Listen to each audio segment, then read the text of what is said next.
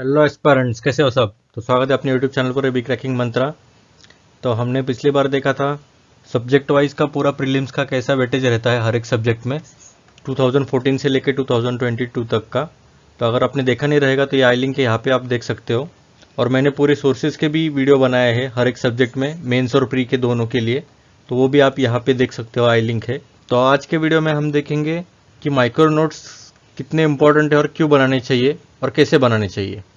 तो चलिए स्टार्ट करते हैं वीडियो को। ये मेरे बारे में थोड़ी इन्फॉर्मेशन है। मैंने यूपीएससी प्रीलिम्स 2022 का क्लियर किया है। ये यहाँ पे आप देख सकते हो, मेरा नाम और रोल नंबर है। तो अभी हम देखते हैं कि आपको माइक्रो नोट्स कब बनाने चाहिए। तो आपको कब बनाने चाहिए, तो कम से कम आपकी 3 रीडिंग्स होनी चाहिए एक चैप्टर के। अगर आपने कौन सा भी एक चैप्टर लिया है तो उसके कम से कम 3 रीडिंग होने के बाद, और उसके बाद आपको प्रीवियस ईयर उसके ऊपर जितने भी क्वेश्चन पूछे गए हैं, मिनिमम 5 से लेके 10 ईयर्स तक के आप क्वेश्चन पेपर सॉल्व कर सकते हो। स्पेशली ये वीडियो पूरा प्रीलिम्स के पॉइंट ऑफ व्यू रहेगा, मेंस के लिए आगे हम बनाएंगे। तो आप 5 से 10 साल के पिछले कितने भी क्वेश्चंस आए हैं इस टॉपिक के ऊपर या इस चैप्टर के ऊपर, तो आप पूरे अच्छे तरह से सॉल्व कीजिएगा। उससे क्या होगा कि आपको एक आइडिया लग जाएगा कि आपको क्वेश्चंस कहाँ से आ रहे हैं। तो वही कि आपको माइक्रो नोट्स बनानी चाहिए। अगर आप माइक्रो नोट्स मतलब नॉर्मल नोट्स में से आपको उससे भी छोटे नोट्स बनाने चाहिए, या फिर आपने उसी टॉपिक के ऊपर या उसी सब्जेक्ट के ऊपर अच्छे से टेस्ट दिए हो उसके बाद बनाने चाहिए। अभी आपका मेन फोकस क्या होना चाहिए नोट्स बनाते वक्त, माइक्रो नोट्स स्पेशली। पहली बात तो आपको रिवीजन के लिए काफ़ी हेल्पफुल होते हैं ये माइक्रो नोट्स। और माइक्रो नोट्स मतलब काफ़ी शॉर्ट में होते हैं। अगर आप पेज को डिवाइड करके भी आप बना सकते हो, इसे आधे इसमें और आधे इसमें। और मेजरली आपको कीवर्ड्स ही लिखने हैं, ज़्यादा आपको पूरा स्टेटमेंट लिखने की ज़रूरत नहीं है। सिर्फ कीवर्ड्स या आप कुछ भी एनोटेशंस या एरोज वगैरह कुछ भी बना सकते हो, जितना आपको सिंप्लीफाई हो सकता है उतना। और आपको अंडरस्टैंड होना चाहिए, ऐसा नहीं होना चाहिए कि आपने बनाए और आपको ही समझ में नहीं आ रहा हो। तो ये काफ़ी बड़ी गलती होगी। पर आपको जब पूरी तरह अच्छी तरह से वो टॉपिक समझ में आ गया रहेगा, तब आप कुछ ही शब्दों में उसको अच्छे से एक्सप्लेन कर सकते हो। मतलब पूरा आपको पूरा चैप्टर आ सकता है याद, कुछ कुछ कीवर्ड्स की मदद से। वैसा ही है। फिर अगर आपने मैं प्रेफर करता हूँ राइटिंग के लिए, क्योंकि राइटिंग से आपका ग्रास्प भी अच्छा बढ़ जाता है और आपकी अंडरस्टैंडिंग काफ़ी इंप्रूव भी हो जाती है। कुछ कुछ बच्चे प्रेफर करते हैं एवर नोट या फिर डिजिटल फॉर्मेट में, पर मैं उसको ज़्यादा प्रेफरेंस नहीं दूंगा, क्योंकि मेंस आपका राइटिंग का है पूरा। उसमें तो कुछ आपको टाइपिंग या कुछ ऐसा कुछ पैटर्न तो है नहीं। आपको ऑनलाइन एग्जाम देना है, मेंस तो पूरा लिखना है। तो आपको फाइनली आपको लिखना ही पड़ेगा। तो इसके वजह से आपको पहले से ही आपको प्रैक्टिस होनी चाहिए लिखने की। और कुछ कुछ बच्चे रेफर करते हैं टॉपर्स के शॉर्ट नोट्स को। मैं कहूँगा ये कुछ फायदे का नहीं है, क्योंकि उन्होंने उनके अंडरस्टैंडिंग से बनाए होते हैं ये शॉर्ट नोट्स। अगर आप पढ़ते बैठोगे तो आपको कुछ समझ में नहीं आएगा, क्योंकि वो जो भूल रहे हैं वो आपको वो नोट करते हैं उस माइक्रो नोट्स में, और आप जो भूलोगे वो अलग रहेगा। तो इसलिए वो बेटर रहेगा, क्योंकि आपकी अंडरस्टैंडिंग रहेगी, आपको रिवीजन में काफ़ी मदद मिलेगी और बेटर ग्रैस्प आता है वो टॉपिक के ऊपर का। इसलिए आपका मेन फोकस तो माइक्रो नोट्स का ये होना चाहिए। अभी हम देखते हैं कि अभी मैंने एक टॉपिक लिया है, तो उसके ऊपर पूरा माइक्रो नोट कैसे बनाया मैंने, वो भी आपको दिख जाएगा आगे के स्लाइड में। तो ये मैंने पार्लियामेंट चैप्टर लिया है लक्ष्मीकांत में से, जो कि पॉलिटी सब्जेक्ट है। तो यहाँ पे आप देख सकते हो, ये मेरे नोट्स है और यहाँ पे लक्ष्मीकांत का चैप्टर है। ये पूरा पेज का मैंने सिर्फ एक पेज में ही किया है, वो भी देखिए काफ़ी कम शब्दों में। ये तो मेरे माइक्रो नोट्स भी नहीं है, पर इसकी भी मैंने माइक्रो नोट्स बनाए थे, पर वो आपको समझेंगे नहीं, इसलिए मैंने पहले नॉर्मल नोट्स से ही आपको बता रहा हूँ। तो आप देख सकते हो द पार्लियामेंट इन द, मतलब ये ऊपर ऊपर ही पढ़ना चाहिए। लेजिस्लेटिव ऑर्गन बता रहे हैं, ठीक है, हमें पता है pre eminent and central position रहती है इंडियन डेमोक्रेटिक पॉलिटिकल सिस्टम। फिर इसे वेस्टमिंस्टर मॉडल ऑफ गवर्नमेंट बोला जाता है, ये आप लिख सकते हो। फिर आर्टिकल्स 79 122 तक पार्ट 5 में है, ये आप देखिए मैंने पार्लियामेंट लिखा है यहाँ पे।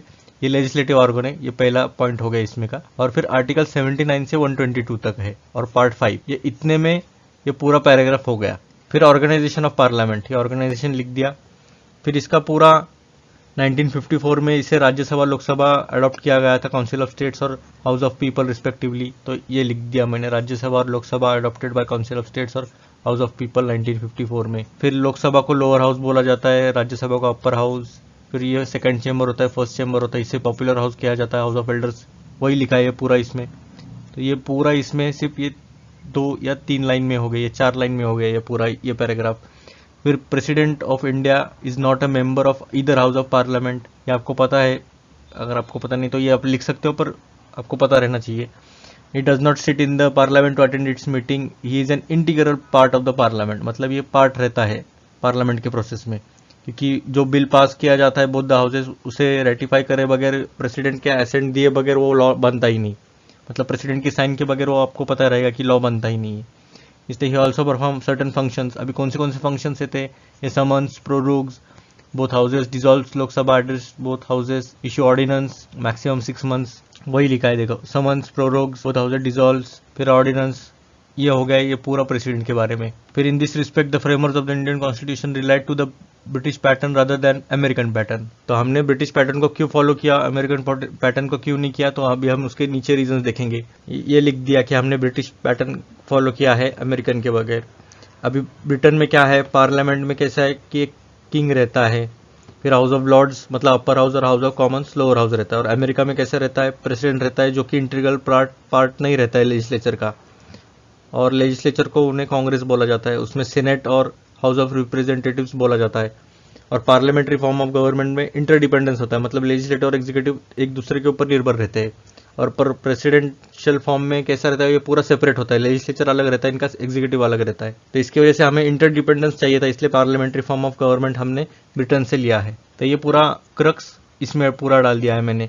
फिर ये कंपोजिशन ऑफ 2 हाउसेस।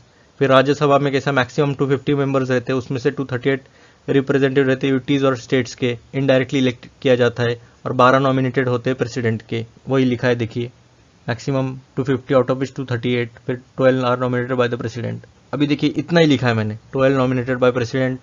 अभी ये पूरा स्टेटमेंट ये एक लाइन भी नहीं है ये ऑलमोस्ट, ये अगर मैंने काफ़ी गैप दे के लिखा है इसलिए इतना लग रहा है, तो ये काफ़ी शॉर्ट में हो गया। फिर अभी एट प्रेजेंट कितना है वो भी आप लिख सकते हैं, इसलिए मैंने बॉक्स किया था पहले। फिर at present Rajya Sabha has 245 members, इसलिए वो लिख लिया, इधर लिख सकते हो आप 245 है। 229 मेंबर्स है, 4 मेंबर रिप्रेजेंट करती है यूटी, 12 मेंबर वगैरह वगैरह। फिर उसके आगे का पेज। फिर इससे आपको अंदाज़ा लग गया होगा कि माइक्रो नोट्स कैसे बनाने चाहिए। ऐसे ही आपको अलग अलग, अभी मैं आगे के इसमें करंट का भी बताऊंगा कि करंट के माइक्रो नोट्स कैसे बनाने चाहिए। ये तो पूरा था पॉलिटी के बारे में, और ऐसे ही आपको अलग अलग सब्जेक्ट्स के भी आपको ऐसे ही बनाने चाहिए शॉर्ट नोट्स, जो कि आपको काफ़ी हेल्पफुल रहेगा, specially prelims point of view से। मेंस का हम बाद में देखेंगे, पर पहले प्रीलिम्स अच्छे से करेंगे हम, ठीक है। Thank you.